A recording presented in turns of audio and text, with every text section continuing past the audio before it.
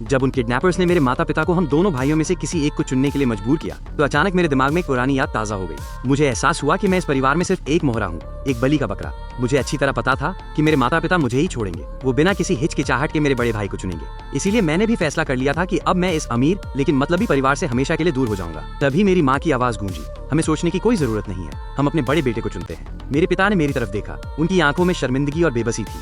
उन्होंने किडनैपर की तरफ देखकर हामी भरी और कहा, हाँ यही हमारा फैसला है। किडनैपर ने मुड़कर मेरी बहन मुक्ताम और मेरी मंगेतर लियू रुयान की तरफ देखा। और तुम दोनों का क्या फैसला है? मेरी बहन ने बिना एक पल की देरी किए कहा, मैं अपने छोटे भाई मुक्का को चुनती हूँ। लेकिन मेरी मंगेतर, वो थोड़ी देर हिचकिचाई, उसने एक अपराध बोध भरी नजरों से मुझे देखा और फिर धीरे से बोली, मैं मुक्तान को चुनती हूँ। किडनैपर ने सिर हिलाया, तुम में से 3 लोगों ने एक ही इंसान को चुना है, तो ठीक है, मैं उसे आजाद कर देता हूँ। उसने मेरे भाई मुक्तान की गर्दन से चाकू हटाया और उसे जोर से धक्का दे दिया। मेरा भाई तुरंत भागकर माता पिता के पास चला गया। फिर उस आदमी ने मेरी तरफ देखा, क्या तुम्हारी कोई आखिरी इच्छा है? जो बोलना है जल्दी बोल लो। इसके बाद उसने तरस खाते हुए कहा, बेचारे तुम भी कितने बदनसीब हो, एक ही घर के बेटे हो, लेकिन तुम्हारे घर वालों ने तुम्हें कितनी बेरहमी से मरने के लिए छोड़ दिया। और तुम्हारी ये होने वाली बीवी, ये भी किसी काम की नहीं निकली। अगले जन्म में किसी गरीब के घर पैदा होना कम से कम बाहर से चमकने वाले और अंदर से सड़े हुए इस अमीर परिवार से तो बेहतर ही होगा। ये बातें सुनकर मेरे माता पिता के चेहरे का रंग उड़ गया। मैंने भी किडनैपर की बात का समर्थन करते हुए कहा, आप लोगों जैसे परिवार में पैदा होना मेरी सबसे बड़ी बदनसीबी है। मेरे गालों पर जो आंसू थे वो अब सूख चुके थे। मेरे अंदर अब सिर्फ एक जमा देने वाली ठंडक बची थी, कोई जज्बात नहीं थे। मेरे माता पिता को अपनी आंखों पर यकीन नहीं हो रहा था। वो अपने उस छोटे बेटे को घूर रहे थे जो हमेशा उनकी हर बात मानता था। तुम ऐसी बातें कैसे कर सकते हो? मेरी माँ ने निराशा भरी आवाज में कहा, हमने तुम्हारे भाई को इसलिए चुना क्योंकि वो पहले भी एक बार किडनैप हो चुका है। बड़ी मुश्किल से वो उस सदमे से बाहर आया था। हम नहीं चाहते कि वो दोबारा उस दर्द से गुजरे। मैं कड़वाहट से हंस पड़ा, तो क्या सारा दर्द सहने के लिए मैं ही पैदा हुआ हूँ? मेरी माँ की बोलती बंद हो गई। हाँ, हम तुम्हें मरने थोड़े ही दे रहे हैं, तुम हमसे इतनी नफरत क्यों कर रहे हो? मुझे अच्छे से पता था कि उनके इस मरने नहीं दे रहे का क्या मतलब था, क्योंकि उस पहाड़ी के नीचे उन्होंने पहले से ही एक रेस्क्यू बोट लगा रखी थी। मैंने ताना मारते हुए कहा, तो क्या मुझे नफरत करने का भी हक नहीं है? पिछले 3 सालों में जब से मुक्तान किडनैप हुआ और फिर वापस आया, आप लोगों ने मेरे साथ कैसा बर्ताव किया है? आप लोगों ने न सिर्फ मुझसे मेरी पसंद की पढ़ाई छुड़वा दी, बल्कि मुझे हमेशा उसकी जगह एक कठपुतली की तरह इस्तेमाल किया। मैंने अपनी माँ को एक तीखी नजर से देखा, सिर्फ आपके मन को तसल्ली देने के लिए। मैंने अपने अंदर की घिन को दबाकर मुक्तान होने का नाटक किया। सिर्फ परिवार के नाम पर मैंने वो पढ़ाई की जो आपके बिजनेस के काम आ सके। मैंने कुकिंग सीखी, आपके लिए सूप बनाना सीखा, और वो भी इसलिए ताकि जब आप पागलपन में मुझे अपना बड़ा बेटा समझे तो कम से कम मुझे थोड़ा प्यार दे सके। लेकिन जैसे ही आपको होश आता था और आप देखती थी कि वो मैं हूँ, आप मुझे गालियां देती थी। आपने मुझे इतने कड़वे शब्द कहे, यहाँ तक कह दिया कि उस दिन किडनैप में क्यों नहीं हुआ। क्या एक माँ अपने सगे बेटे से ऐसी बातें कहती है? मैंने अपने अंदर की सारी भड़ास बाहर निकाल दी। क्या मैं आपका बेटा नहीं हूँ? मुक्तान की हर परेशानी की कीमत हमेशा मैं ही क्यों चुकाता हूँ? उसे मैंने तो किडनैप नहीं किया था ना। आज जब हम दोनों की जान खतरे में थी तब भी आपने उसे चुना और मुझे मरने के लिए छोड़ दिया। अगर आपको सिर्फ अपना प्यारा बेटा मुक्तान ही चाहिए था तो मुझे और मेरी बहन को पैदा ही क्यों किया? मुझे आप जैसे पत्थर दिल और बेदर्द माता पिता नहीं चाहिए। जिस पल आपने मुक्तान को चुना उसी पल मैंने तय कर लिया था कि आज से मेरा आपसे और इस परिवार से कोई रिश्ता नहीं है। तभी मेरी बहन मुक्तान ने जोर जोर से तालियां बजानी शुरू कर दी। मुक्तान ने बिल्कुल सही कहा। उसने माता पिता को गुस्से से घूरते हुए कहा, आप जैसे लोग हमारे माता पिता कहलाने के लायक ही नहीं है। आज उसका भी इस परिवार से पूरी तरह मोहभंग हो चुका था। क्या आपको लगता है कि हम दोनों भाई बहन इस घर के झूठे प्यार के भूखे हैं? आपको अपना सब कुछ मुक्तान को देना है ना? शौक से दीजिए। अगर खून के रिश्ते की थोड़ी बहुत परवाह ना होती तो हम दोनों कब का इस ठंडे और बेरहम घर को छोड़ चुके होते। फिर मेरी बहन ने मुड़कर किडनैपर से गुजारिश की, तुम मेरे भाई को छोड़ दो, उसकी जगह मुझे बंदी बना लो। उसे पता था कि मुझे तैरना आता है, इसलिए अगर मैं पहाड़ी से गिरा तो मेरे बचने के चांस ज्यादा थे। लेकिन किडनैपर ने सिर हिलाकर मना कर दिया, नहीं ऐसा नहीं हो सकता। तुम्हारे माता पिता अपना फैसला सुना चुके हैं, अब कुछ नहीं बदलेगा। मैंने अपनी बहन की तरफ देखा और कहा, दीदी आपको मेरी खातिर अपनी जान खतरे में डालने की कोई जरूरत नहीं है। हम भाई बहन की ये बातें सुनकर माता पिता के चेहरे देखने लायक थे। उन्हें यकीन ही नहीं हो रहा था। उन्होंने सोचा था कि मैं गुस्सा करूंगा, लेकिन उन्हें यह अंदाजा नहीं था कि मैं हमेशा के लिए रिश्ते तोड़ दूंगा। वो कुछ बोलने ही वाले थे, लेकिन मैं अब उन पर 1 सेकंड भी बर्बाद नहीं करना चाहता था। मैंने अपनी सर्द नजरें अपनी मंगेतर लियू रुयान पर फेरी। तो तुम भी मन ही मन मुक्तान से प्यार करती हो। तुम्हारे मेरे करीब आने की असल वजह यही थी ना कि तुम मुझे उसका सिर्फ एक विकल्प समझती थी। ये सुनकर उसका दिल बैठ गया। उसने देखा कि मुक्तान भी उसकी तरफ देख रहा है। उसने अपने होंठ चबा लिए। उसने धीरे से मुझसे कहा, मुझे माफ कर दो। जाहिर सी बात थी, उसने आज अपना फैसला सुनाकर सब कुछ साफ कर दिया था। अब उसे कुछ भी छिपाने की जरूरत नहीं थी।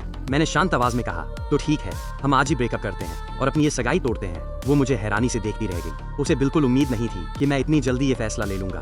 फिर मैंने अपने माता पिता को एक आखिरी दृढ़ निगाह से देखा। अगर आपने मुक्तान को चुना है और मुझे फेंक दिया है तो मैं भी आपकी ये इच्छा पूरी कर देता हूँ। इसके बाद चाहे मैं जीऊं या मरूं, मेरा और आपका कोई वास्ता नहीं। आज और अभी से मेरा और इस परिवार का रिश्ता हमेशा के लिए खत्म। मेरी इकलौती और असली रिश्तेदार सिर्फ मेरी ये बहन है। ये कहने के बाद मैंने वापस अपनी मंगेतर की तरफ देखा, और तुम्हारे साथ भी मेरा यही फैसला है। इसी पल से हमारी सगाई टूट चुकी है। हमारा कोई रिश्ता नहीं है। अगर आज मैं मर गया तो समझ लेना कि हम कभी एक दूसरे को जानते ही नहीं थे। और अगर मेरी किस्मत अच्छी रही और मैं बच गया तो कल को अगर हम सड़क पर टकरा भी जाएं तो एक दूसरे को अजनबियों की तरह ही देखना। इतना कहने के बाद मैंने आखिरी बार अपनी बहन की तरफ देखा। दीदी आप मेरी फिक्र मत करो। ये कहते ही मैंने किडनैपर के पैर पर पूरी ताकत से अपना पैर दे मारा। दर्द के मारे वो नीचे झुका और चाकू पकड़े हुए उसका हाथ ढीला पड़ गया। उसी पल मैंने मुड़कर सीधा पहाड़ी के किनारे की तरफ दौड़ लगा दी और बिना कुछ सोचे समझे गहरी समंदर की लहरों में छलांग लगा दी। मैं मुख्तान को जीतने नहीं देना चाहता था और नहीं कभी वापस उस मुख परिवार में कदम रखना चाहता था। इसीलिए इस पहाड़ी से कूदकर मैंने मुख परिवार के साथ अपने सारे रिश्ते हमेशा के लिए खत्म कर लिए। मेरे लिए यही सबसे सही फैसला था। पानी में गिरने से ठीक पहले मुझे पीछे से किसी के चीखने की आवाज सुनाई दी। नहीं, पानी के अंदर जाते ही मैंने जल्दी से हाथ पैर मारे और अपने हाथों में बंधी रस्सी को खोल लिया। लेकिन मैं पानी के ऊपर नहीं गया। मैंने अपनी दिमागी ताकत का इस्तेमाल किया और गहराई में तैरता रहा ताकि मुख परिवार की उस रेस्क्यू बोट से बच सकूं। फिर मैं उल्टी दिशा में तेजी से तैरने लगा।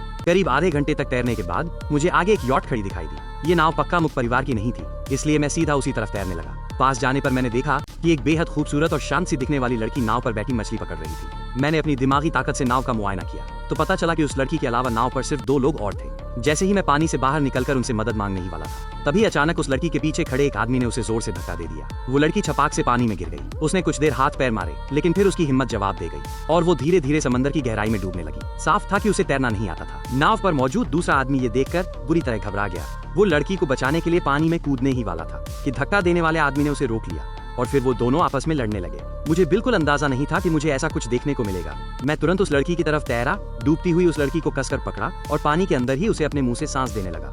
साथ ही मैंने अपनी दिमागी ताकत से उसे होश में लाने की कोशिश की। थाम और सो ने जैसे ही आंखें खोली, उसने देखा कि वो पानी के अंदर है और एक आदमी ने उसे कसकर पकड़ा हुआ है जो उसे सांस दे रहा है। उसे होश में आता देख मैंने अपने होंठ हटा लिए और उसे पकड़कर पानी के ऊपर ले आया। कुछ ही सेकंड में हम दोनों पानी से बाहर थे। थाम और सो का चेहरा बिल्कुल सफेद पड़ चुका था। वो बहुत मुश्किल से सांस ले रही थी, जैसे दम घुटने वाला हो। पता नहीं क्यों, पर मेरे इस अजनबी चेहरे को देखकर भी उसे मुझ पर एक अजीब सा भरोसा हो रहा था। उसने कांपी और रुंधे हुए गले से बस एक शब्द कहा, दवाई। मैंने देखा कि उसकी हालत बहुत खराब है। उसकी बात सुनकर मैं थोड़ा थोड़ा समझ गया कि माजरा क्या है। मैं आपको ऊपर ले चलता हूँ। ये कहकर मैंने अपनी दिमागी ताकत को उस आदमी के दिमाग पर वार करने के लिए इस्तेमाल किया जिसने उसे धक्का दिया था। वो आदमी अचानक एक पल के लिए सुन पड़ गया। इसी मौके का फायदा उठाकर उसे लड़ रहे दूसरे आदमी ने उसे जोरदार लात मारी और पानी में गिरा दिया। अपनी मालकिन को एक अजनबी के साथ सुरक्षित देखकर उस आदमी ने राहत की सांस ली। अब उसे मुझ पर शक करने की कोई फुर्सत नहीं थी। उसने तुरंत एक रस्सी नीचे फेंकी। उसने ऊपर से चिल्लाकर कहा, भाई जरा एक हाथ लगाना। मैंने सिर हिलाया, रस्सी पकड़ी और उसे सावधानी से लड़की की कमर से बांध दिया।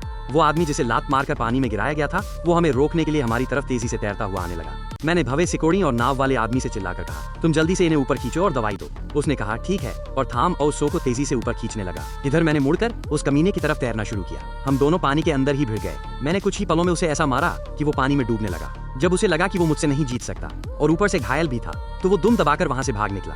मैंने भी उसका पीछा नहीं किया। आखिर ये कानून का समाज है, किसी को मारना जुर्म है और वैसे भी बुरे काम का नतीजा आज नहीं तो कल मिल ही जाएगा। ये सोचकर मैं वापस यॉट की तरफ मुड़ गया। उस आदमी ने एक रस्सी नीचे लटका दी थी। मैं उसे पकड़कर नाव पर चढ़ गया। तब तक थाम और सो ने दवाई खा ली थी। उसके सीने का दर्द और सांस न आने की तकलीफ काफी कम हो गई थी। उसने अपना पीला पड़ा हुआ चेहरा उठाया और मेरी तरफ देखा। शुक्रिया। उसे देखकर मुझे लगा जैसे मैंने इसे कहीं देखा है। फिर जैसे ही मेरी नजर उसके हाथ में पकड़ी हार्ट अटैक की दवाई पर पड़ी, इस शरीर की पुरानी यादें ताजा हो गई। मैं तुरंत समझ गया कि वो कौन है। आप थामोसो है ना? वो हैरान रह गई। तुम मुझे जानते हो? मैंने मुस्कुराते हुए कहा, आप हमारी यूनिवर्सिटी की बहुत पॉपुलर स्टूडेंट हैं, एक तरह से गॉडेस हैं। शायद ही कोई होगा जो आपको न जानता हो। मैंने आपको कॉलेज में देखा है। मैं आपसे जूनियर हूँ और हाँ, मेरा नाम मुक्का है। थाम और सो के उस शांत और खूबसूरत चेहरे पर एक हल्की सी मुस्कान आ गई। तो अब हमारी जान पहचान हो गई। मेरी जान बचाने के लिए तुम्हारा बहुत बहुत शुक्रिया। मैंने हंसते हुए हाथ हिलाया। आप इतना फॉर्मल मत होइए, मैं तो बस इत्तेफाक से वहाँ था और मदद कर दी। थाम और सो ने फिर पूछा, लेकिन तुम समंदर में क्या कर रहे थे? ये इत्तेफाक कुछ ज्यादा ही अजीब नहीं है। मैं खुद समंदर में कूदा था। ये सुनकर थाम और सो और उसके पीछे खड़ा आदमी दोनों चौंक गए। खुद कूदे थे? मुझे उन्हें पूरी सच्चाई बतानी पड़ी। दरअसल मुझे और मेरे बड़े भाई को एक गैंग ने किडनैप कर लिया था और वो हमें समंदर किनारे एक पहाड़ी पर ले गए। वहाँ उन्होंने मेरे माता पिता और मेरी मंगेतर से कहा कि हम दोनों भाइयों में से किसी एक को चुन ले और वो दूसरे को समंदर में फेंक देंगे। और उन सब ने मेरे भाई को चुना। उस वक्त मैं बहुत गुस्से में था और मेरा दिल टूट चुका था, इसलिए मैंने खुद ही छलांग लगा दी ताकि उनसे अपने सारे रिश्ते हमेशा के लिए खत्म कर सकूं। तुम्हारी मंगेतर भी थी? थाम और सो ने पूछा। ये सवाल सुनकर उसके पीछे खड़े आदमी का मुंह खुला का खुला रह गया। उसका चेहरा देखने लायक था, मानो वो सोच रहा हो, रुको, इस पूरी कहानी का मेन पॉइंट ये तो नहीं था ना? मेन पॉइंट तो ये होना चाहिए था कि इस लड़के को इसके परिवार और मंगेतर ने मरने के लिए छोड़ दिया और इसे समंदर में कूदना पड़ा। ये कितना दर्दनाक है। मैंने सफाई देते हुए कहा, सच कहूं तो समंदर में कूदने से ठीक पहले मैंने अपनी सगाई तोड़ दी थी। थाम और सो के होंठों की मुस्कान और गहरी हो गई। ऐसी मंगेतर के जाने का कोई अफसोस भी नहीं होना चाहिए। पीछे खड़ा आदमी भी सिर हिलाते हुए हामी भरने लगा। बिल्कुल सही कहा, एकदम घटिया लोग हैं। फिर उस आदमी ने थोड़े गपशप वाले अंदाज में पूछा, लेकिन एक बात बताओ, तुम्हारे माता पिता ने तुम्हारे भाई को चुना, ये बात तो फिर भी समझ में आती है, लेकिन तुम्हारी मंगेतर ने तुम्हारे भाई को क्यों चुना? कहीं वो तुम्हारे पीछे से उसके साथ चक्कर तो नहीं चला रही थी? मैंने बताया, असल में मेरी मंगेतर पहले मेरे भाई को ही मन पसंद करती थी, लेकिन 3 साल पहले मेरा भाई अचानक गायब हो गया था। तब जाकर उसने मेरे पीछे आना शुरू किया था। उसने मुझे सिर्फ एक मोहरा समझा था। आज जाकर मुझे एहसास हुआ कि मैं असल में किसी और की परछाई था। तभी थामोसो ने अचानक पूछा, क्या तुम्हारे बड़े भाई का नाम मुक्तान है? मैंने हैरानी से अपनी भवें उठाई। क्या आप मेरे भाई को जानती हैं? उसने सिर हिलाते हुए कहा, नहीं जानती तो नहीं, लेकिन उनका नाम सुना है।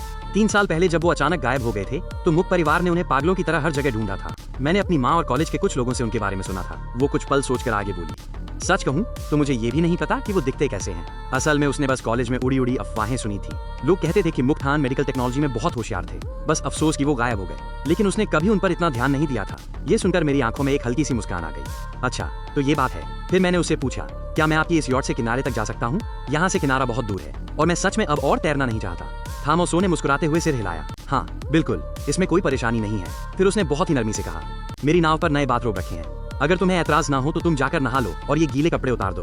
पीछे खड़ा वो आदमी थामोसो को ऐसे घूर रहा था जैसे कोई भूत देख लिया हो।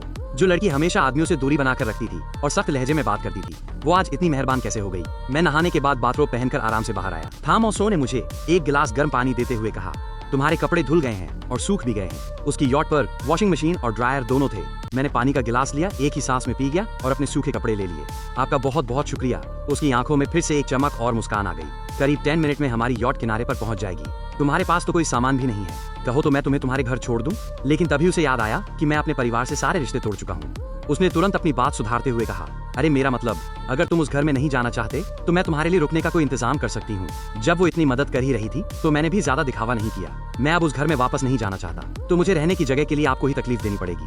थामोसो ने हल्के से मुस्कुराकर बड़े प्यार से कहा, तुमने मेरी जान बचाई है, तुम्हारे लिए इतना सा काम करना कोई तकलीफ की बात नहीं है। इसके बाद मैंने उसका फोन मांगा और एक ऐसा नंबर डायल किया जो मुझे मुंह जुबानी याद था। तुरंत ही सामने से कॉल उठ गई। हेलो, कौन? मैंने कहा, दीदी क्या आप अभी बात कर सकती हैं? फोन के दूसरी तरफ मेरी बहन मुक्ताम की सांसें तेज हो गईं। उसने घबराते हुए जल्दी से कहा, हाँ मैं अभी उन लोगों के साथ नहीं हूँ। तुम ठीक तो हो ना? तुम्हें कुछ हुआ तो नहीं? वो इस वक्त रेस्क्यू बोट पर लोगों को लेकर मुझे ही ढूंढ रही थी। जब उसने बताया कि वो आसपास के समंदर में मुझे तलाश रही है तो मैंने उसे बताया कि मैं बिल्कुल ठीक हूँ। पानी में कूदने के बाद मैंने अपनी रस्सियां खोल ली थी और कुछ दूर तैरने के बाद मुझे मदद मिल गई थी। मेरी बात सुनकर मुक्ताम ने राहत की एक बहुत लंबी सांस ली। शुक्र है तुम ठीक हो। फिर वो बोली, ये नंबर उसी का है ना जिसने तुम्हें बचाया है? उसे बोलो कि मुझे वीचैट पर ऐड करे और लोकेशन भेजे। मैं तुम्हें लेने आ रही हूँ। दीदी आपको मुझे लेने आने की कोई जरूरत नहीं है, आप बस मुझे ढूंढने का नाटक करती रहिए, ठीक है? मुझे पता था कि वो बहुत परेशान होगी, इसलिए मैंने उसे पहले ही फोन कर दिया था। मेरी बहन बहुत समझदार थी, वो तुरंत मेरा इशारा समझ गई। तो तुम भी गायब होने का खेल खेलना चाहते हो? मेरे चेहरे पर एक तिरछी मुस्कान आ गई। जब मुक्तान ये खेल खेल सकता है तो मैं क्यों नहीं? मैंने उससे पूछा, दीदी जब हम पहाड़ी पर थे तो मैंने देखा था कि कोई पीछे खड़ा होकर सबका वीडियो बना रहा है, वो आपका ही आदमी था ना? मुक्तान ने हंसते हुए मेरी तारीफ की। मेरा भाई वाकई बहुत होशियार है। मुझे डर था कि वो लोग कोई गंदी चाल ना चले, इसलिए मैंने अपने बॉडीगार्ड को सब कुछ रिकॉर्ड करने को कहा था ताकि हमारे पास पक्का सबूत रहे। लेकिन अगले ही पल उसकी आवाज गंभीर हो गई। पहाड़ी पर तुमने जो कुछ भी कहा था, क्या वो सब सच था? मैंने दृढ़ता से जवाब दिया, बिल्कुल सच था। इसीलिए तो मैंने पूछा कि वो वीडियो बनाने वाला आपका आदमी है या नहीं। अगर मुक्तान वापस आ ही गया है तो मैं उसे उसका सब कुछ लौटा दूंगा। कहीं उन लोगों को ये ना लगे कि मैं मुक परिवार की दौलत का भूखा हूँ। इस बार मेरा दिल पूरी तरह से उनके लिए मर चुका है। ऐसे माता पिता और रिश्तेदारों की मुझे कोई जरूरत नहीं है। मुक्ताम कुछ देर तक चुप रही और फिर मुझे तसल्ली देते हुए बोली, चलो आखिरकार तुमने सही फैसला कर ही लिया तो ठीक है, हम दोनों मिलकर मुक परिवार से हमेशा के लिए रिश्ता तोड़ लेते हैं। उस घर में वैसे भी ऐसा कुछ नहीं है जिसके लिए रुका जाए। इस बार वो भी अपने माता पिता से पूरी तरह निराश हो चुकी थी। उन्होंने अपनी बेटी की कभी परवाह तक नहीं की थी। बचपन से लेकर आज तक उन्होंने उसे कभी प्यार नहीं दिया था, इसलिए उसे इस बात की आदत हो चुकी थी। लेकिन जब उन्होंने मुझे सिर्फ एक कठपुतली समझा और मुक्तान के लिए मुझे मरने के लिए छोड़ दिया तो उसका खून खौल उठा था। मैंने कहा, मैं भी यही सोचता हूँ। मेरी ये जुड़वा बहन मुक परिवार में मुझसे भी बदतर जिंदगी जी रही थी। दीदी आपको नाटक करना तो आता है ना? मुक्ताम ने मजाकिया अंदाज में कहा। मैंने भले ही फिल्मों में काम ना किया हो, लेकिन मेरी एक्टिंग काफी सॉलिड है। तुम चाहते हो ना कि मैं पागलों की तरह तुम्हें ढूंढने का नाटक करूं? मैंने हंसते हुए कहा, वाह दीदी आप बहुत तेज हो। मैं कुछ दिनों के लिए गायब रहूंगा, आप 2 दिन तक मुझे ढूंढने का नाटक कीजिए। उसके बाद वो वीडियो इंटरनेट पर डाल देना और उसी मौके का फायदा उठाकर हम दोनों की तरफ से मुक परिवार से सारे रिश्ते तोड़ने का ऐलान कर देना। और हाँ, आप लियू परिवार के घर जाकर मेरी सगाई भी तोड़ाना और आसपास के लोगों में भी ये बात फैला देना कि लियू रुयान जैसी घटिया लड़की को मैंने लात मार दी है। मुझे आगे कुछ नहीं सोचना था। मुक और लियू दोनों परिवारों को अपनी झूठी शान बहुत प्यारी है, लेकिन मुझे कोई फर्क नहीं पड़ता। जब इज्जत उड़ेगी तो दोनों की उड़ेगी और गलती मेरी नहीं है। उन्होंने मुझे मोहरा बनाया और जरूरत पड़ने पर बेरहमी से फेंक दिया। ऐसे में मेरा उनसे रिश्ता तोड़ना बिल्कुल जायज है। मुक्ताम मुस्कुराई। आइडिया बहुत अच्छा है, मैं सब कुछ बढ़िया से संभाल लूंगी, लेकिन इसके बाद हम बात कैसे करेंगे? मैंने कहा, मैं एक नया फोन और सिम कार्ड खरीद लूंगा और आपको अपना नंबर भेज दूंगा।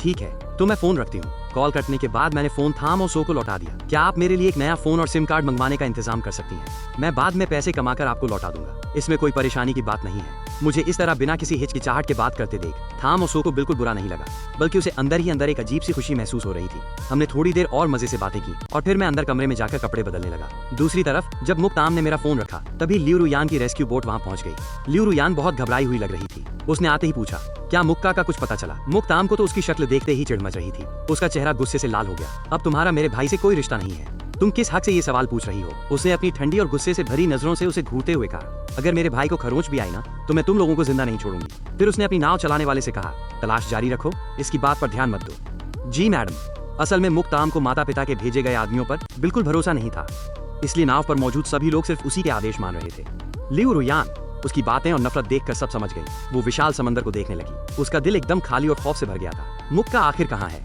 इतना वक्त बीत चुका है, क्या वो अभी जिंदा भी होगा? जैसे ही उसने ये सोचा कि शायद मैं मर चुका हूँ, उसके दिल में एक जोरदार दर्द उठा।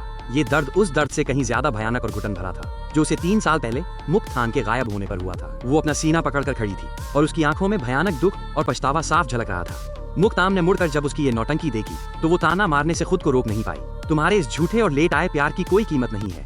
अब यहाँ ये रोने धोने का नाटक करके किसे बेवकूफ बना रही हो? मुझे तो तुम्हें देखकर उल्टी आ रही है। फिर उसने बड़ी बेरहमी से कहा, अगर मेरा भाई जिंदा लौट आया तो उससे दूर ही रहना, वरना तुम मुझे जब भी दिखोगी मैं तुम्हें पीटूंगी। इधर मेरा क्या हुआ?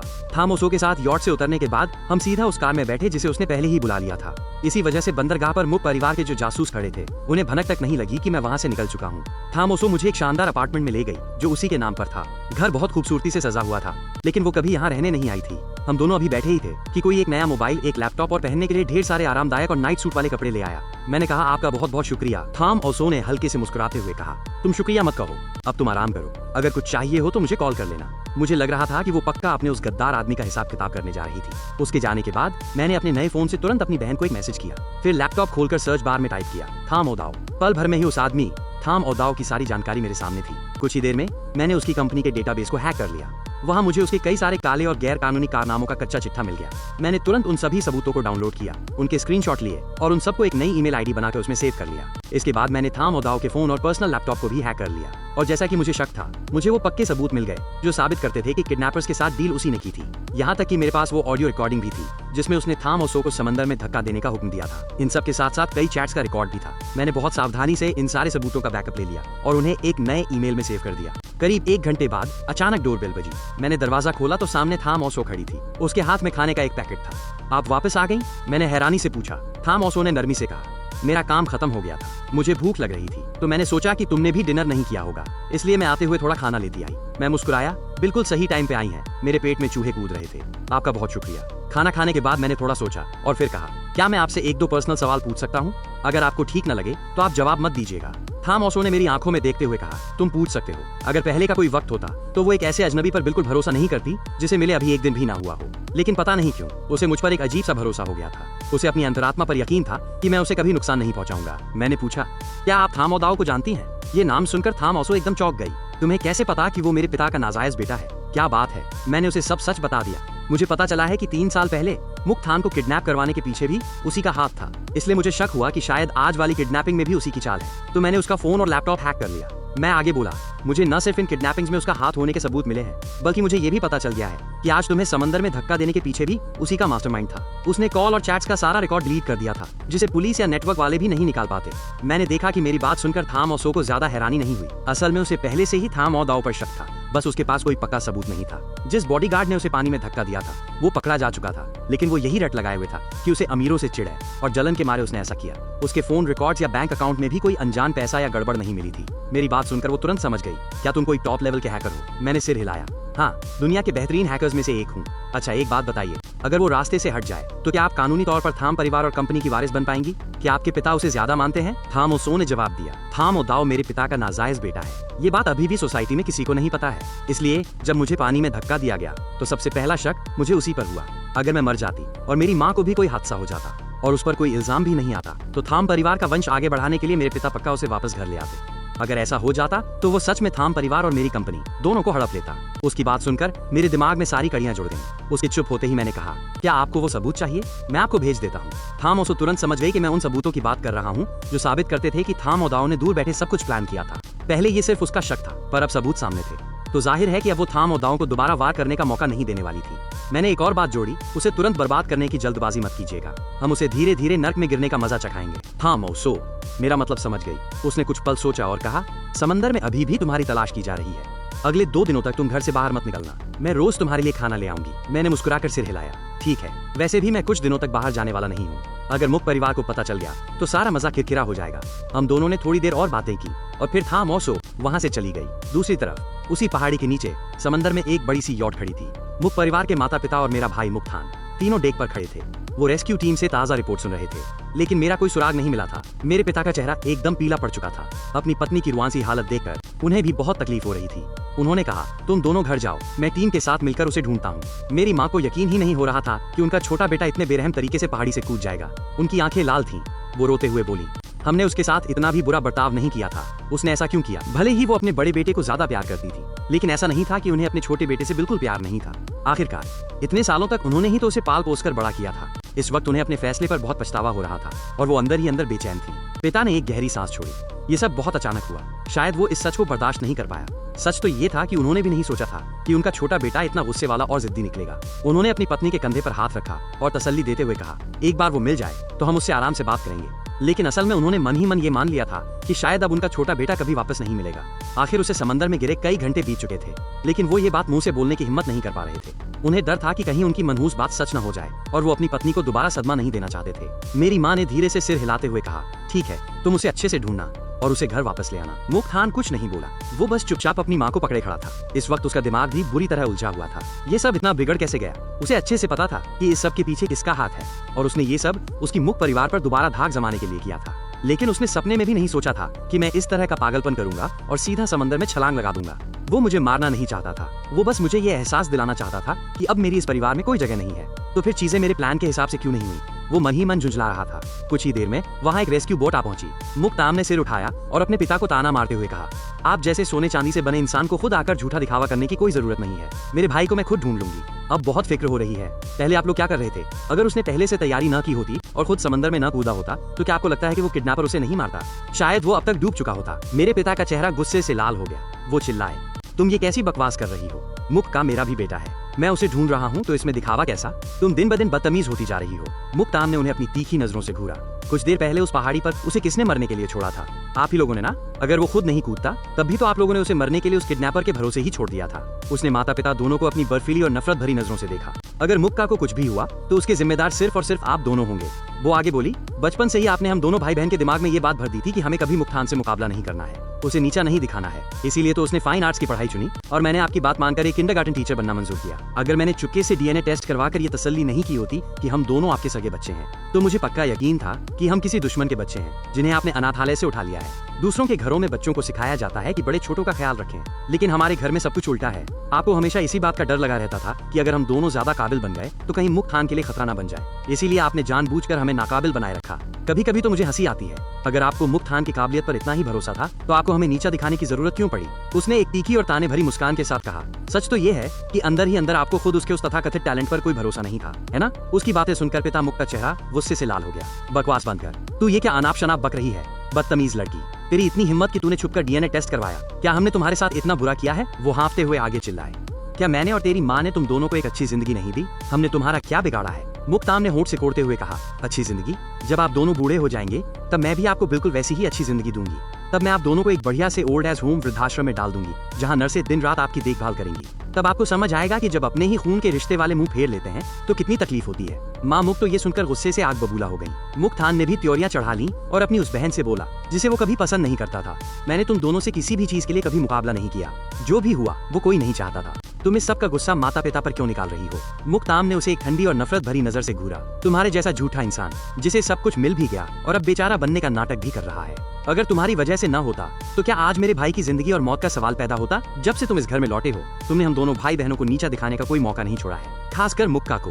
क्या तुम्हें इस बात का डर सताने लगा था कि बायोटेक्नोलॉजी में उसका हुनर तुमसे कहीं ज्यादा है? वो तुम्हारी आंखों में खटकने लगा था, इसलिए तुम उसे रास्ते से हटाना चाहते थे, है ना?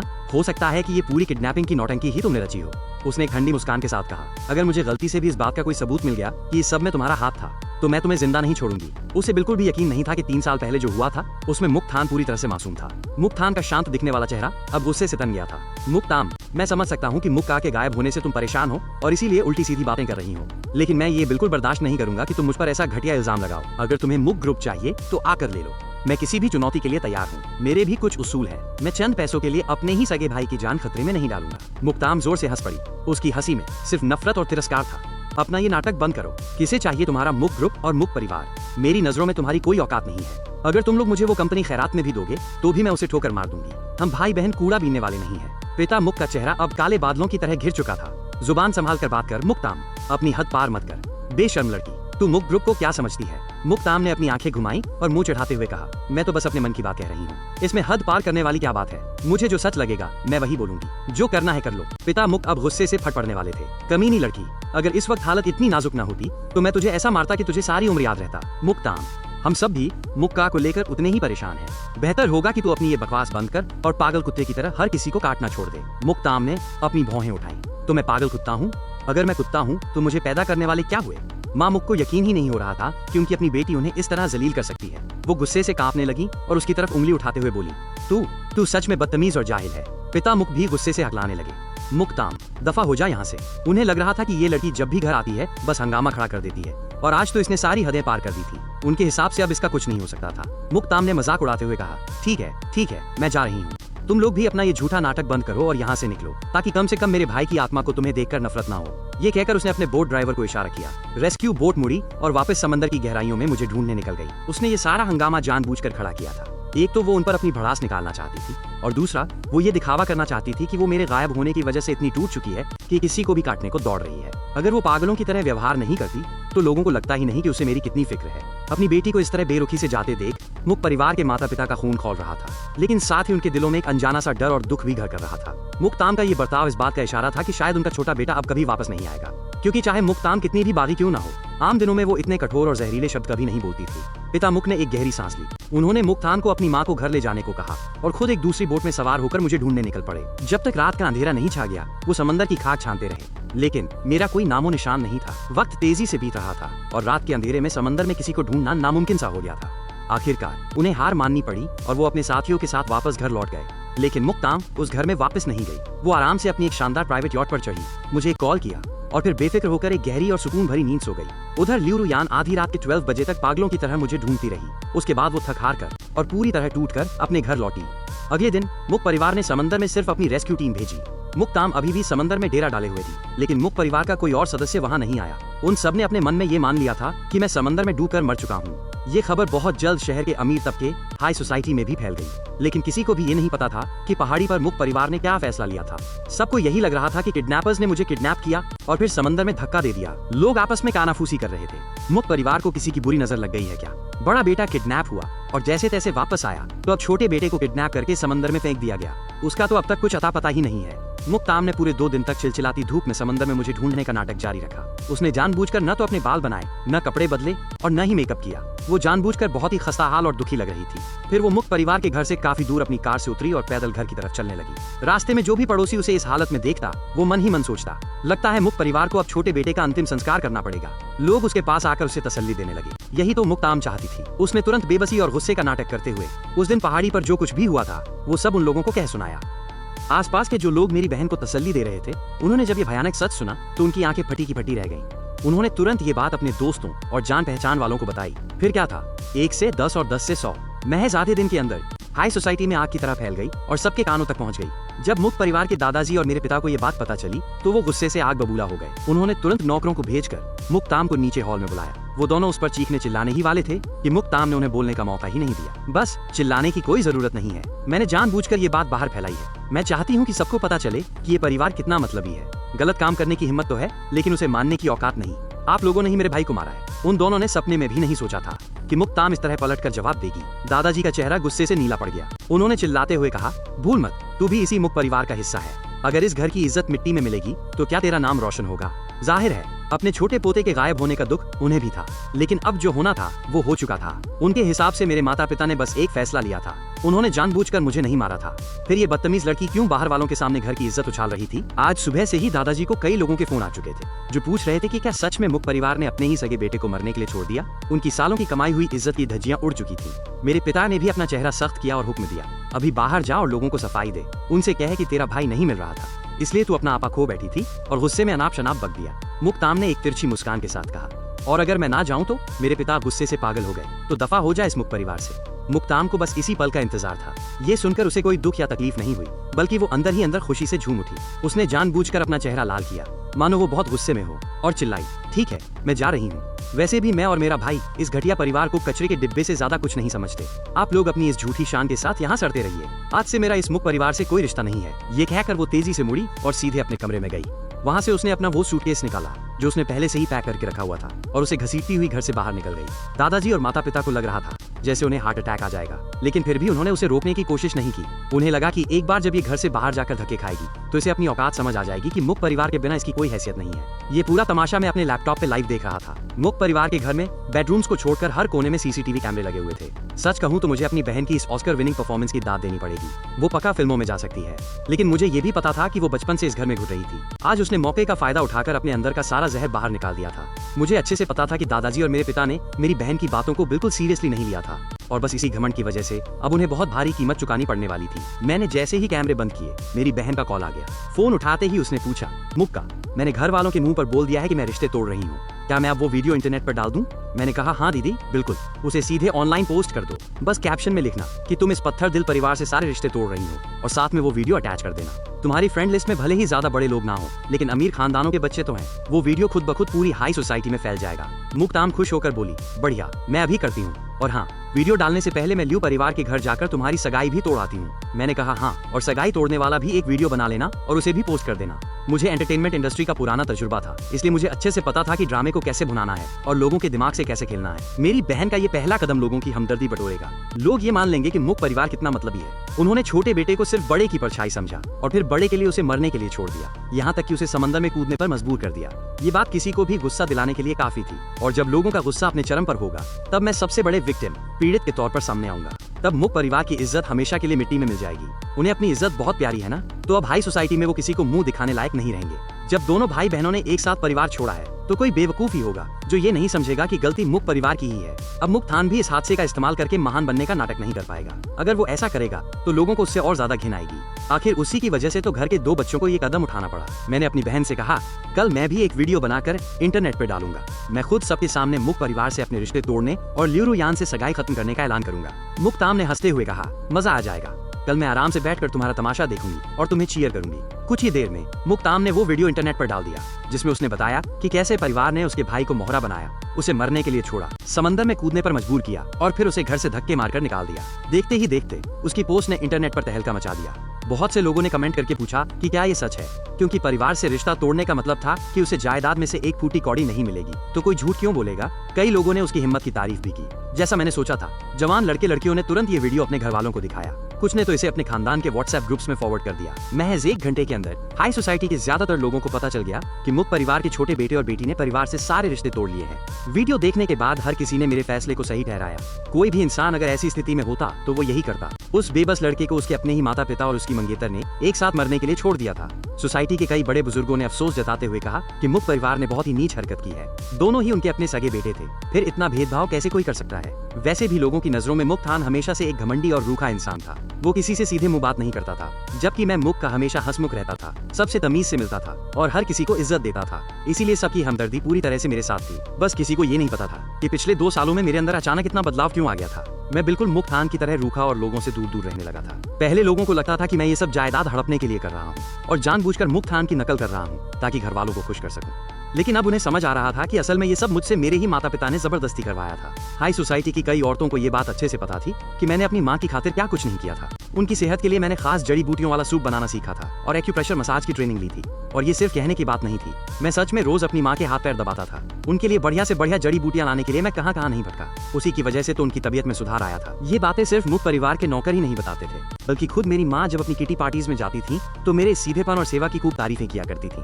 उस वक्त वो औरतें आपस में कहती थी कि भले ही मैं ये सब जायदाद के लिए कर रहा हूँ, लेकिन फिर भी आज के जमाने में ऐसा सेवा करने वाला बेटा मिलना बहुत मुश्किल है।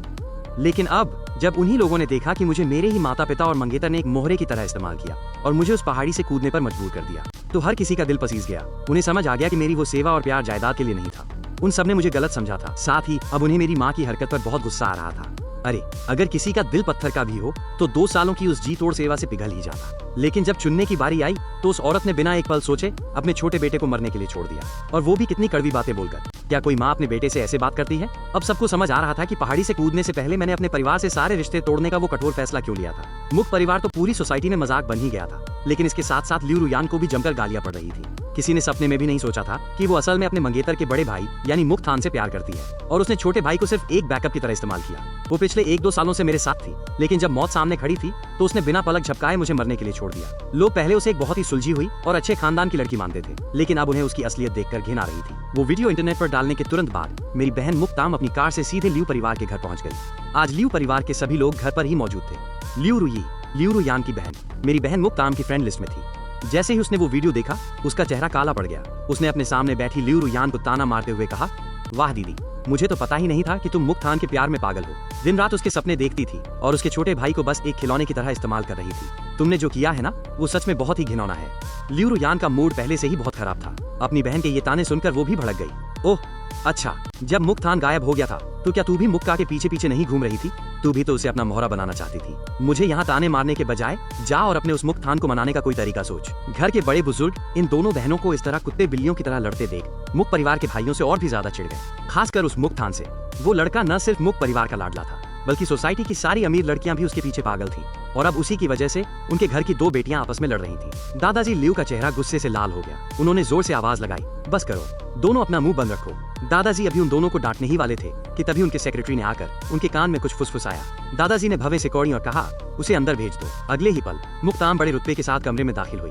उसने अपने फोन का कैमरा ऑन किया, उसे सीधा अपनी तरफ घुमाया और तेज आवाज में बोली, हेलो एवरीवन, आज मैं यहाँ लियू परिवार के घर आई हूँ अपने भाई की तरफ से उसकी सगाई तोड़ने के लिए। ये सुनते ही कमरे में बैठे लियू परिवार के सभी जवान लड़के लड़कियों ने लियू रुयान की तरफ देखा। सबकी आंखों में अब तमाशा देखने में मजा आएगा वाला भाव था। लियू रुये के चेहरे पर तो एक कमीनी सी मुस्कान आ गई। उसे अपनी बहन की बेइज्जती देखने में बड़ा मजा आ रहा था। साफ था कि मुक्ताम यहाँ शांति से बात करने नहीं आई थी। घर के बड़े बुजुर्गों का चेहरा गुस्से से तन गया।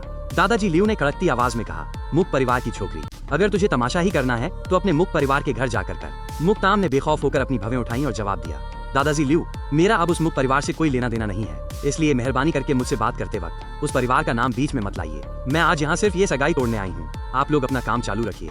फिर उसने लियू रुयान की तरफ देखा, जिसका चेहरा गुस्से और बेबसी से काला पड़ चुका था। मिस लियू, उस दिन मेरे भाई ने तुम्हारे मुंह पर तुमसे ब्रेकअप कर लिया था और सगाई तोड़ दी थी, लेकिन इस बात को ऑफिशियली पक्का करने के लिए मैं आज खुद तुम्हारे घर आई हूँ। आखिर जब तुम दोनों की सगाई हुई थी तो दोनों परिवारों के लोग मौजूद थे, तो आज तुम्हारे घर वालों की मौजूदगी में ही इस सगाई को हमेशा के लिए खत्म करते हैं। लियू रुयान की आंखें ठंडी पड़ गईं। और अगर मैं सगाई तोड़ने के लिए राजी ना हूँ तो? मुक्ताम ने एक व्यंग्यात्मक हंसी हंसते हुए कहा, मैं यहाँ तुम्हारी परमिशन लेने नहीं आई हूँ। मेरे भाई को तुम जैसी धोखेबाज लड़की में कोई दिलचस्पी नहीं है। मैं तो बस तुम्हें ये बताने आई हूँ कि मेरे भाई ने तुम्हें लात मार दी है। ये पहली बार था जब लियू रुयान की सबके सामने इतनी बुरी बेइज्जती हुई थी। मुक्ताम ने उसकी बेबसी पर कोई ध्यान नहीं दिया। उसने अपना फोन उठाया, कमरे में बैठे लियू परिवार के लोगों और लियू रुयान का चेहरा कैमरे में कैप्चर किया और फिर कैमरा अपनी तरफ घुमा लिया। तो लीजिए, सगाई ऑफिशियली टूट चुकी है। आज से मेरे भाई का इस धोखेबाज लियू रुयान से कोई रिश्ता नहीं है। आप सब इसके गवाह हैं। वीडियो रिकॉर्डिंग बंद करने के बाद उसने दादाजी लियू की तरफ देखा और कहा, आप लोग अपनी मीटिंग जारी रखिए, मैं चलती हूँ। मुक्ताम लियू परिवार के उन बड़े बुजुर्गों के गुस्से को पूरी तरह इग्नोर करते हुए पलटकर शान से बाहर निकल गई। लियू रुयान की मां ने चिढ़कर कहा, सगाई टूट गई तो टूट गई, वैसे भी वो एक मरे हुए इंसान से बंधी थी। अगर ये लड़की खुद यहाँ नहीं आती तो मैं खुद मुख परिवार के घर जाकर ये सगाई तोड़ कर आती। अपनी माँ की बात सुनकर लियू रुयान ने तुरंत अपना सिर घुमाया। मुक्ता मरा नहीं है, हो सकता है वो अभी भी जिंदा हो। भले ही उसे खुद अंदर से लग रहा था कि मुक्का के बचने की उम्मीद ना के बराबर है, लेकिन वो किसी भी कीमत पर ये मानने को तैयार नहीं थी कि वो डूबकर मर चुका है। पिछले 3 दिनों से वो एक भयानक तड़प और पछतावे में जी रही थी। हर रोज जब भी वो आंखें बंद करती, उसे मुक्का के साथ बिताए हुए वो खूबसूरत पल याद आने लगते। कभी कभी वो पल सर्दियों की एक मीठी और गर्म धूप जैसे लगते थे, जिसने कभी उसे दुखी नहीं होने दिया था।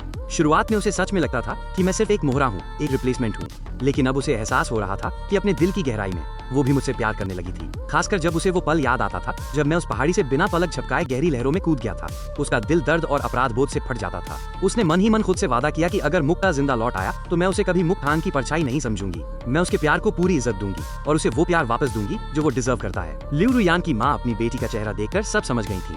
उन्होंने ठंडी आवाज में डांटते हुए कहा, अगर वो जिंदा वापस आ भी गया तो भी लिu परिवार उसे अपना दामाद कभी नहीं बनाएगा। भले ही मुक्ताम का उनके घर आकर इस तरह सबके सामने सगाई तोड़ने का अंदाज उन्हें बहुत चुभा था, लेकिन इस सगाई के टूटने से वो अंदर ही अंदर बहुत खुश थी।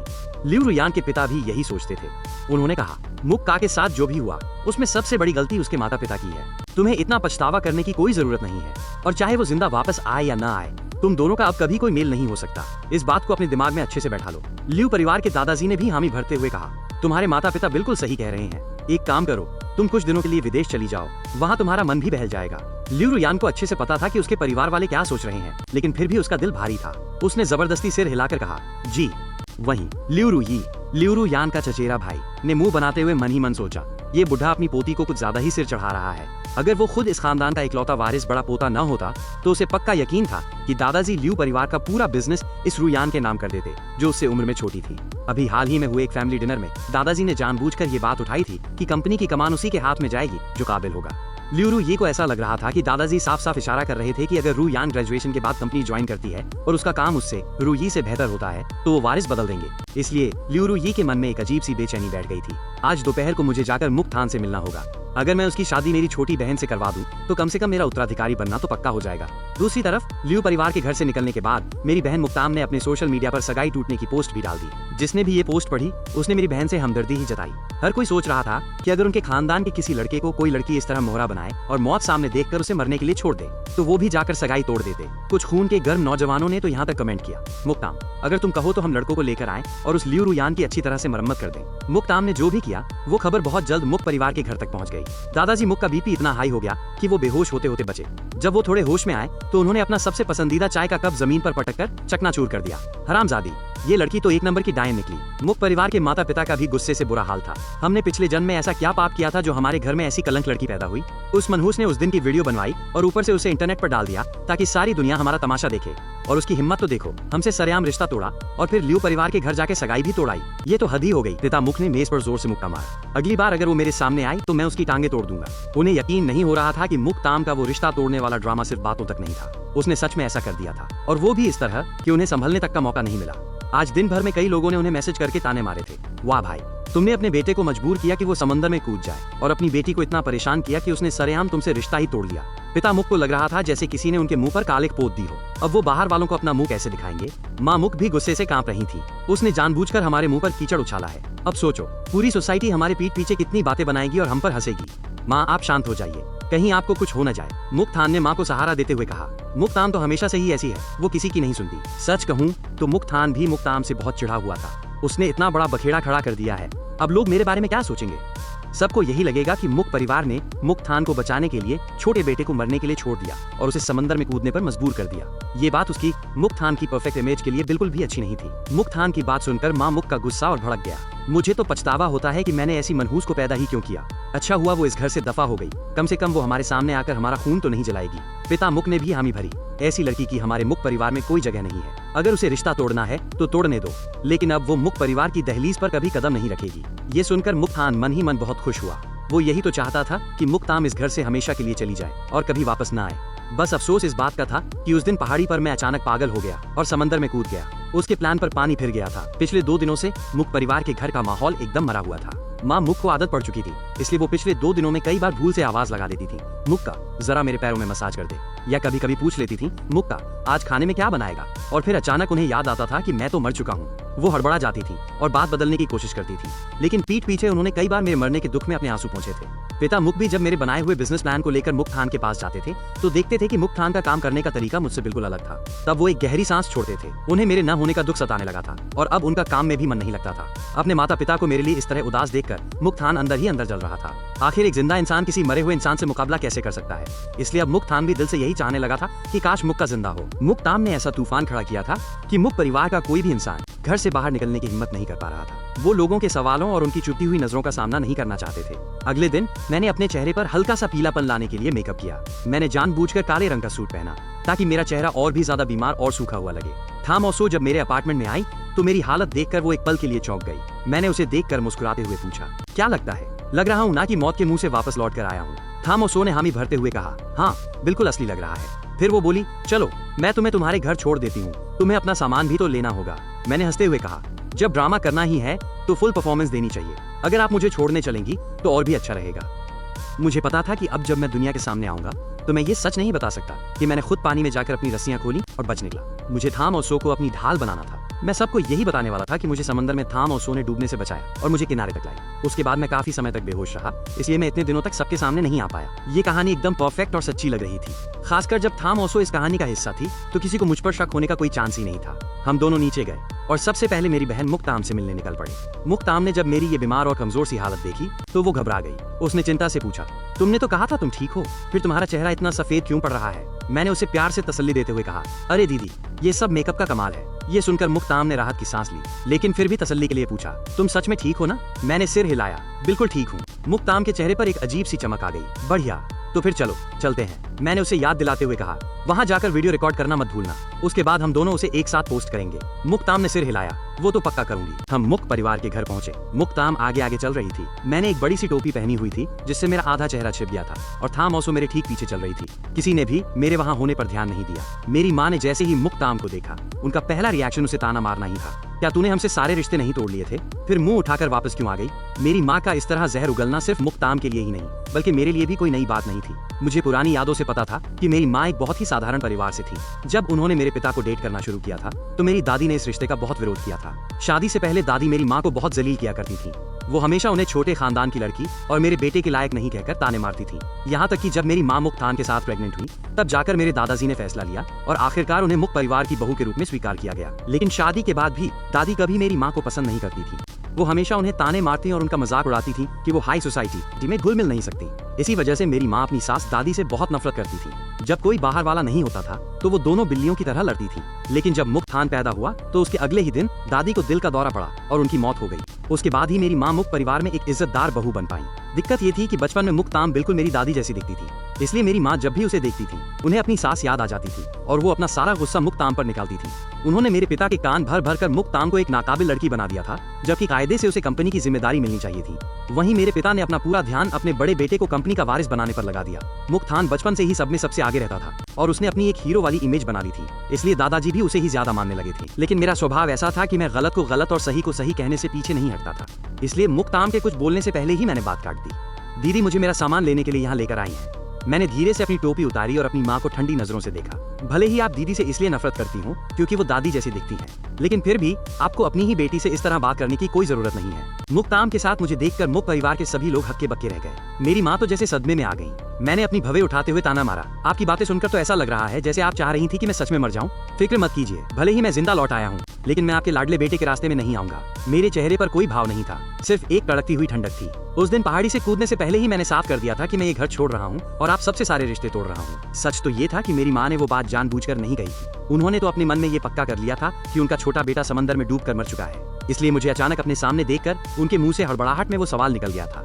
लेकिन मेरी कड़वी और चुभने वाली बातें सुनकर मेरी माँ बौखला गई। वो अपनी झेप मिटाने के लिए और तेज आवाज में चिल्लाई, तू ये क्या बकवास कर रहा है? मुक परिवार की जायदाद वैसे भी तेरे भाई की ही है, तुझे कोई चीज उसके लिए छोड़ने की जरूरत नहीं है। मैं गुस्से से भड़क गया।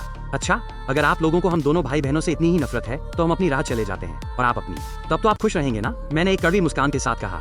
3 साल पहले जब मुक्तान गायब हो गया था तब आप लोगों ने ही मुझे अपनी मनपसंद पढ़ाई छोड़ने पर मजबूर किया था। आपने ही मुझे कंपनी में एक गधे की तरह काम करने पर मजबूर किया और मुझे ये झूठा सपना दिखाया कि एक दिन मैं मुक ग्रुप का वारिस बनूंगा। मैंने आपसे कभी नहीं कहा था कि मुझे कंपनी दे दो, और अब जब आपका प्यारा मुक्तान वापस आ गया है और आपको मेरे जैसे बैकअप की जरूरत नहीं है तो आप तुरंत पलट गई और कह रही हैं कि ये सब हमेशा से उसी का था।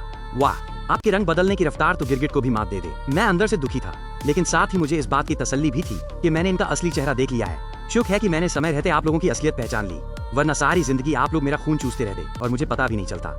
मैंने आगे कहा, अब जब सब साफ हो ही गया है तो मैं भी सीधी बात करता हूँ। मुझे आप लोगों के इस घटिया खेल में एक मोहरा बनने का कोई शौक नहीं है। मैं अब तक सिर्फ इसलिए चुप था क्योंकि मैं खून के रिश्तों की इज्जत करता था। हाँ, मैं मानता हूँ कि बचपन से मुझे माँ का प्यार नहीं मिला, इसीलिए मैं हमेशा आप लोगों के पीछे भागता था और आपकी हर बात मानता था। मुझे लगता था कि शायद ऐसा करने से आप हम भाई बहनों को थोड़ा प्यार दे दें, लेकिन आखिर में आपने क्या किया?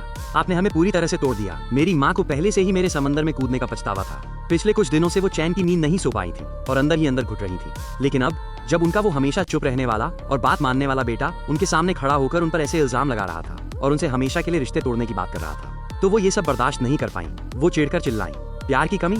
तू क्या बकवास कर रहा है? क्या बचपन से लेकर आज तक तुम दोनों भाई बहनों को पैसों की कोई कमी रही है?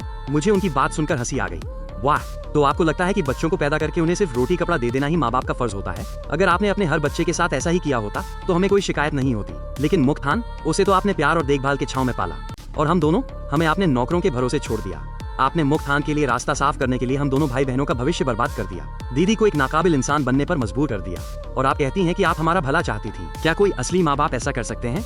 ऐसी घटिया हरकतें तो सिर्फ सौतेली माँ करती है। लेकिन आप तो हमारी सगी माँ है। अगर दीदी ने चुपके से डीएनए टेस्ट न करवाया होता तो मुझे पक्का शक होता कि हम आपके बच्चे हैं भी या नहीं। मैं बिना रुके बोलता गया, मैं ये नहीं कह रहा कि आपने हमें पाला नहीं, लेकिन वो तो आपका फर्ज था। कानून के हिसाब से माँ बाप को अपने बच्चों को पालना ही पड़ता है। अगर आप हमें सड़कों पर फेंक देती तो वो एक जुर्म होता।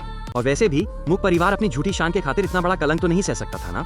मैं एक पल के लिए रुका और फिर बोला, इसीलिए भले ही हम आज आपसे सारे रिश्ते तोड़ रहे हैं, लेकिन कल को जब आप बूढ़े हो जाएंगे तो कानून के हिसाब से हम आपके लिए सबसे बढ़िया ओल्ड एज होम, वृद्धाश्रम ढूंढेंगे ताकि आप आराम से अपनी बुढ़ापे की जिंदगी जी सकें।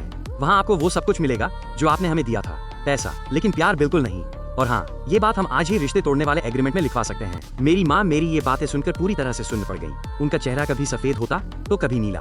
वो कुछ देर तक ऐसे ही खड़ी रहीं। उनके मुंह से एक शब्द नहीं निकल रहा था। वो गुस्से से पागल हो रही थी, लेकिन अंदर ही अंदर उन्हें अपनी गलती का एहसास भी हो रहा था, क्योंकि मैंने जो भी कहा था वो एकदम सच था। उन्होंने सपने में भी नहीं सोचा था कि जो बेटा समंदर में डूबने से बच गया है उसकी जुबान मुक्ताम से भी ज्यादा तेज और जहरीली हो जाएगी। मेरे पिता को भी अंदाजा नहीं था कि उन्होंने मुझे इतनी गहरी चोट पहुंचाई है, लेकिन वो अभी भी खुद को यही दिलासा दे रहे थे कि उन्होंने जानबूझकर कुछ नहीं किया।